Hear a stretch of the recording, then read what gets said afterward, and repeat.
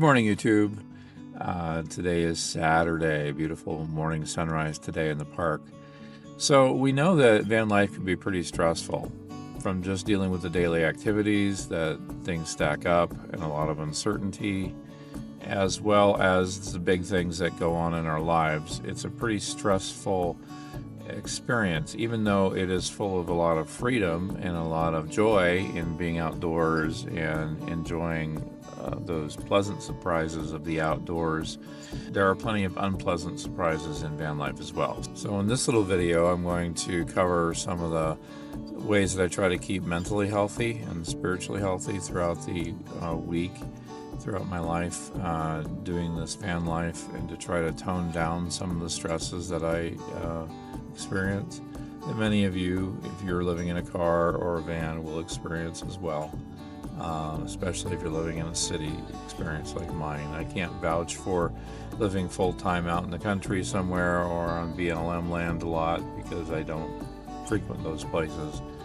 I have to work in the city, and so it's a specific lifestyle that has its own challenges, even in a smaller city like mine. Anyway, that's what I would like to cover today. It's just some tips and help if you're dealing with van life stress. Step one for my stress relief regimen this morning is to hit Planet Fitness for a shower and a workout. Work the muscles, make sure they're good and sore for tomorrow, for the next few days. Stretch, do my yoga stretching, kind of get the body moving. Van life is full of cramping and bending and whatever. In my low ceiling van, I'm spending a lot of time in the van bent over or, on my knees or whatever. So there's a lot of movement, a lot of body movement, and my older body gets a little bit cranky about that. So I need a good hot shower. I need to stay clean. I get about 3 showers a week, which is enough. For those of you who get a shower every day and living in a sticks and bricks home, you will learn to appreciate showers, because when you can't get them every day, get a shower every day in the sticks and bricks home and smell like soap and hope. Know that in van life, that's not how you're going to smell. Very often I smell like frozen burritos and dog if I don't get a shower at least 3 times a week. And so I'm going to do that this morning, take care of the old temple here of the body, and make sure that we're energized. I've had my morning coffee. Quick tip, one of the best laxatives you can get is a McDonald's coffee and a sausage McMuffin. Things gotta move, you know what I mean. 57 years old, things gotta move. And you learn your body's cycles, and you realize that I don't usually have to use my indoor toilet if I am wise about when I am near a bathroom or a shower and can take care of things then and manipulate those cycles a little bit so that it's not in the middle of the night. I slept pretty good last night, finally. The night before, I was sleeping in a new place and it was just loud, and I thought it was going to be quieter than it was, and it turned out to not be very quiet. There was a lot of college students. It was kind of near CSU's campus, although I didn't think it was that close. But the apartments in that area certainly had a lot of young people, and they don't sleep early. And there was a lot of traffic. And so last night I decided to go to one of my favorite places, which is behind the cemetery in Loveland here. And it is a nice quiet street, and you sleep the sleep of the dead. You might wonder if I've ever gotten the ghost knock. I have, twice, where you get a knock on the window, wakes you up thinking, oh, I heard a knock. Check your security cameras, check out, wait, nothing there. So I don't believe in ghosts, but it's still a fun experience, and the 2 times I've had that happen have been at that place. So I think my mind in the background is playing games with me. But last night I got a good night's sleep. I didn't even need to use the heater until about 3 a.m. when I had to roll over. And yes, I do have to wake up to roll over. The memory foam mattress that I have, which I have a love hate relationship with, it tends to want to remember all the wrong spots, I think, sometimes. But it traps you in there, kind of. It does mean that I wind up having to wake up to roll over and take all the sheets with me. And the dog, who's usually in the middle of the mattress, hogging the mattress. You have 3 dog beds in your house, and you choose to hog the bed every night. And you're only 15 pounds. You'd be surprised if he's in the middle of the bed, he weighs the weight of 1,000 burning suns. Looking at you, buddy. You wind up getting used to that, going right back to sleep. But I did get up, did run the heater about 3 a.m., but it wasn't bad throughout the night, and the cooler temperatures helped me sleep a little bit more deeply. So it was a good night's sleep last night. That is one of the stresses. You're dealing with a different rhythm. You're dealing with your body's in a different rhythm. Your sleeping patterns are in a different rhythm. Your mind is working behind the scenes, and that all adds fairly good amount of stress. So one of the big ways I'm going to relieve that stress this morning is I'm going to go and get my workout in and a shower. Tomorrow's church, so I need to smell fresh anyway. So that is what I'm going to do. Another quick tip. If you're a pot smoker, I'm talking to you, skunk boy, in the shower stall, those showers will not get the smell off. Good luck with that. Another really important reason to keep clean in van life is that you will get dirty in weird places. Your toenails, your fingernails will somehow always have crud under them as much as you clean them off. You're going to be more susceptible to weird itching and fungal infections. Just strange things. They add a lot of stress to your daily life, things you don't usually deal with in sticks and bricks every day. But van lifers and car lifers certainly seem to deal with more than our fair share of those things. One more step in our regimen this morning. We're going to go take Cappy to the park for another walk. A lot more exercise for him more than for me. I got my strenuous exercise at the gym this morning. I feel a lot better, well rested, which is nice, and clean, which is even nicer. So we're going to go to the park right now. We're headed over there. Stresses of the van life is that we're dealing with gasoline. We have to plan our trips to save as much gas. My Vanna White there runs really heavy, and she's a gas hog. Without much weight, she would get about 14 miles a gallon, but with all the weight of the build and all the water and everything we carry with her, she doesn't get mileage, she gets yardage. So planning your day for optimal fuel use is important because it gets really expensive. Time to let my little floof get some exercise today. Hopefully the wind isn't, it's very windy. How well this is going to record today. It's so windy out here, but we'll see. Again, you're living outdoors a lot in the van. I don't live in the van. I live more outdoors, so the weather is always a factor. That can add some stress. It's unpredictable. Even though it might be really beautiful sun, the wind today is kicking up quite a bit. Just to get his little sniffs in today, examine all the bushes, read his P-mail, catch up on the events, leave the comments.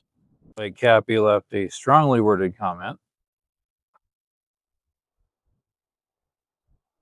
As much as the weather can be unpredictable, I do need the outdoors. This is a major key to my keeping stress free, is going for walks, lots of walks with the dog, but it's a good excuse to get outside, but not hanging around inside the small space of the van all the time. Gotta need that vitamin D from the sun, and that's a big help. Mountains are really beautiful today.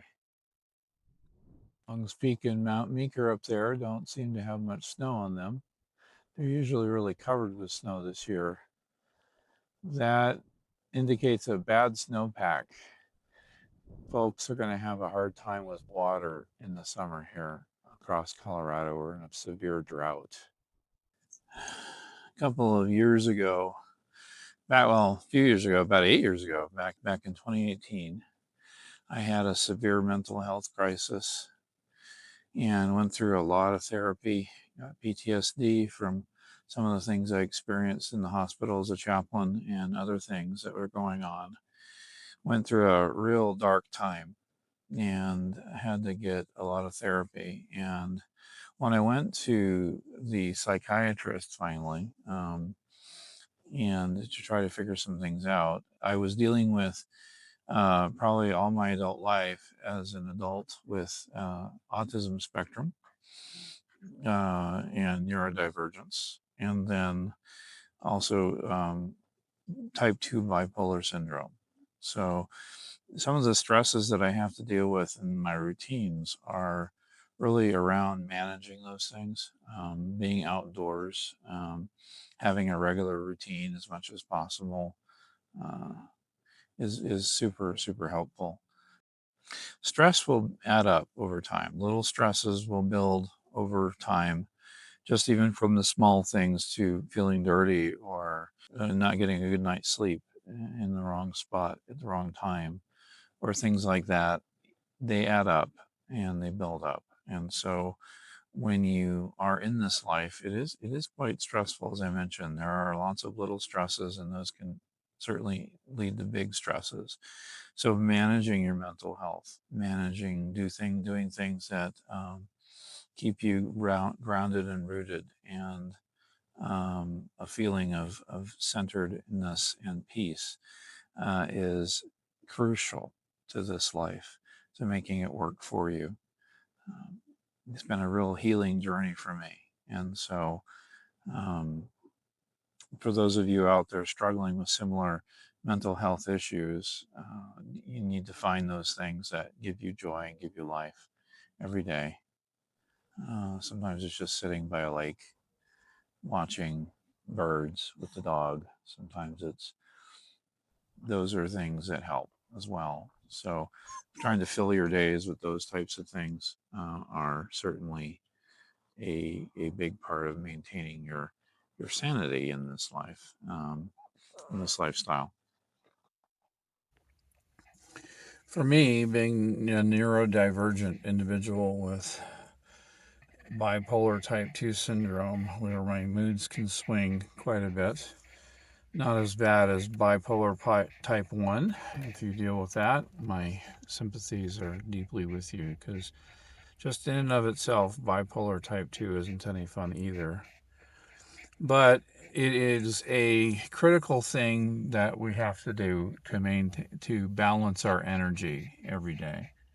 And it is crucial to give yourself time, because everything takes more time than you think, to really appreciate quiet moments and times when you can feel your energy, know where you're at in a given day, and if you're an upswing or a downswing, or if you're tired or hungry or whatever, being really tuned into your body and what it's telling you about your day, and doing all the little things, including staying hydrated.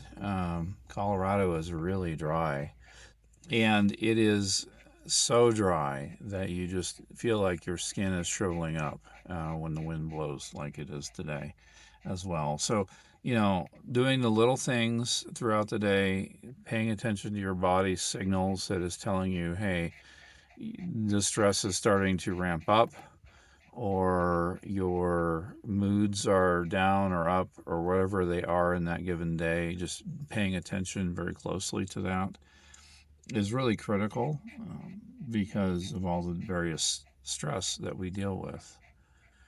We deal with all kinds of stresses. One of the stresses that we deal with is the stress of how other people view us. Yesterday, I was over at a friend's house for a meeting with him, and he lives in a very nice neighborhood. For a van lifer, though, it's kind of a bad neighborhood, if you know what I mean. My van is older, and it's a van, and I live with a dog, and it's somewhat obvious to the neighbors that it's a work van or that it is just kind of an older van. And this is a very nice, Tony neighborhood with houses in the millions of dollars. Um, and of course, we get the phone calls from the neighbors who are wondering about the van during the meeting. And I know they mean well, but, you know, concerns. And it is just one of those things that you have to deal with as well, the stress of knowing that other people are judging. The other people don't understand your lifestyle choice or where you're at. And while you could go around life not caring, it does affect you. Um, you know, I try to not let it get to me as far as how people view my lifestyle choices, my friends and family who view me instead of having a adventuresome, you know, experience that I try to have.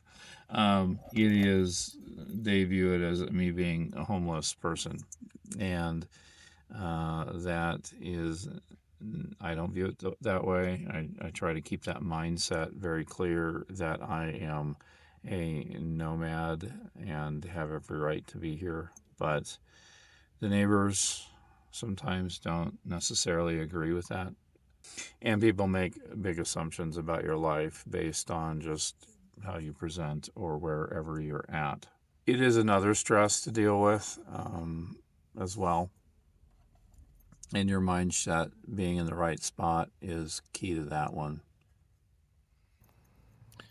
One of the reasons why I started documenting my life here on YouTube actually is for my mental health. I do journal, but I also find that just recording my thoughts for myself, posting it, editing it, thinking through it is a great process of kind of dealing with what I'm feeling, especially like with the loss of my mom and dad, but in just dealing with everyday life and all the stress.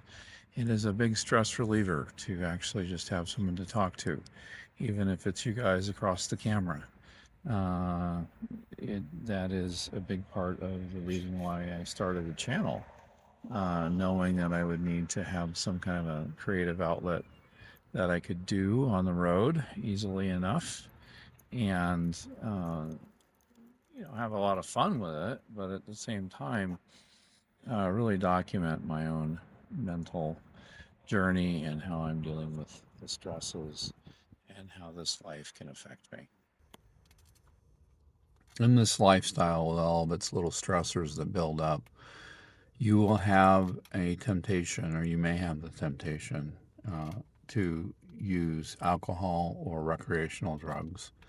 There are so many different stressors that will build up.